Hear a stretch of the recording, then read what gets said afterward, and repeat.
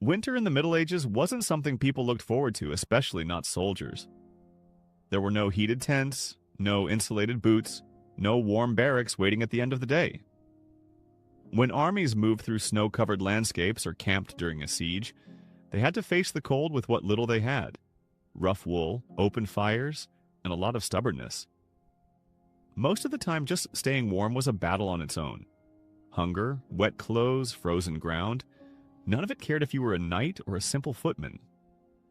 The cold made weapons harder to hold, slowed down movement, and turned even sleep into a risk. But soldiers learned how to adapt. They figured out how to trap heat, how to keep their bodies going, and how to survive nights that could easily kill someone unprepared. In this video, we'll break down how medieval soldiers got through brutal winters, what they wore, how they slept, what they ate, and the small things they did every day to stop the cold from getting the better of them. Number 1. Clothing that made the cold bearable.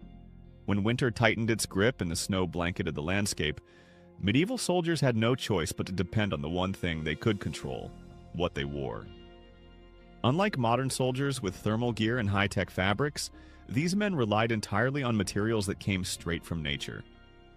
But they weren't clueless. They understood through experience and necessity how to use clothing not just as protection, but as a barrier between their bodies and the brutal cold. And it all started with the very first layer. Linen was the foundation. Every soldier, whether a ragged footman or a well-equipped knight, wore a linen shirt and underdrawers directly against the skin. This wasn't because it was warm, it wasn't, but because it helped keep moisture away. Sweat in cold weather was dangerous. If it soaked into heavier layers, it could chill the body to the core. Linen dried faster than wool and helped keep the rest of the body warmer simply by staying dry. On top of that came layers of wool. Not just one tunic, but often two, maybe even three if the weather was harsh. Wool was heavy, itchy, and smelled of lanolin and smoke, but it was reliable. Unlike many materials, it retained heat even when damp, which was a lifesaver during sleet and snow. But the most important piece wasn't the outer cloak or hood. It was the gambeson. This thick, quilted coat, stuffed with anything from wool to horsehair to shredded cloth, wrapped the torso in dense insulation. Though it was designed to absorb blows in combat, its padded structure also made it an excellent defense against the cold. Soldiers who weren't expecting battle sometimes wore the gambeson alone on winter marches because it offered more warmth and flexibility than a suit of chainmail or plate. It wasn't elegant, but it kept you warm and mobile, both essential to staying alive. Fur was another key resource, especially when wool wasn't enough. Soldiers in wealthier armies might have access to lined cloaks, fur mittens, and boots reinforced with rabbit or sheepskin. Those with fewer means got creative. A strip of fox fur around the collar or a piece of goat hide wrapped around boots could mean the difference between fighting and freezing. They knew where the body lost heat: neck, wrists, ankles, and targeted those spots carefully. They wrapped cloth around joints, reinforced their elbows and knees with extra padding, and used whatever they had: leather cords, spare fabric, even rawhide strips to keep the wind out. Everything was done with function in mind. A scarf might not look like much, but a strip of fabric wound across the mouth and nose kept icy air from cutting into the lungs. Hoods weren't just for rain. They trapped heat around the head, and when pulled low, helped sleep through bitter nights. Clothing wasn't just about covering up. It was a system of defense. In a time when there were no coats with zippers, no lined boots, and no heat packs, medieval soldiers built their survival kit one layer at a time, and every stitch counted. Number 2, how they slept without freezing. Trying to get any real sleep during a harsh medieval winter wasn't just uncomfortable, it was dangerous. Hypothermia could creep in silently during the night, and there was no mercy from the cold once it settled into your bones. For soldiers far from castles or villages, finding a way to survive until morning meant being clever with what little they had. Most didn't sleep in tents because tents were rare and expensive, often reserved for nobles or high-ranking commanders. The regular fighting man had to work with whatever was around: snow, branches, frozen earth, and maybe a spare cloak if he was lucky. One of the most common and effective tricks was digging into the ground. Soldiers would use knives, helmets, or even bare hands to carve out shallow, body-shaped trenches. These weren't graves, though they probably looked like them. The idea was to get below the level of the wind and let the earth act as a natural wall against the cold air sweeping above. They'd line the bottom with anything they could find: dried grass, straw, piles of leaves, or pine branches if they were in the woods. This layer stopped the frozen soil from leaching the heat from their bodies. Then came the cloak or blanket, tightly wrapped, pulled over the head if needed.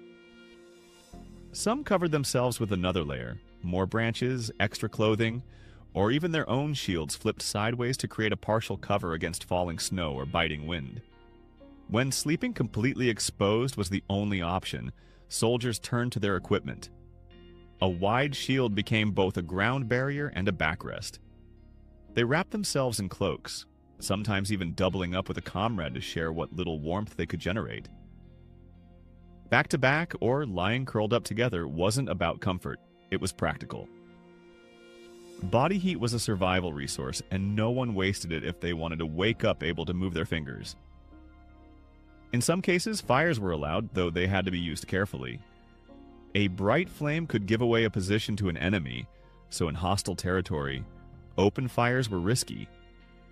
Still, when they could, they heated small stones near the edge of the fire, wrapped them in cloth or tucked them inside boots, and pressed them against the torso or thighs during sleep. The heat lasted a couple of hours, not enough for the whole night, but enough to stop the shivering long enough to drift into rest. During long sieges or stationary campaigns, soldiers sometimes found shelter in barns, towers, or even underground storage rooms. Packed together in narrow spaces, they shared warmth through proximity. In large organized camps, when tents were available, dozens of men slept under a single canvas.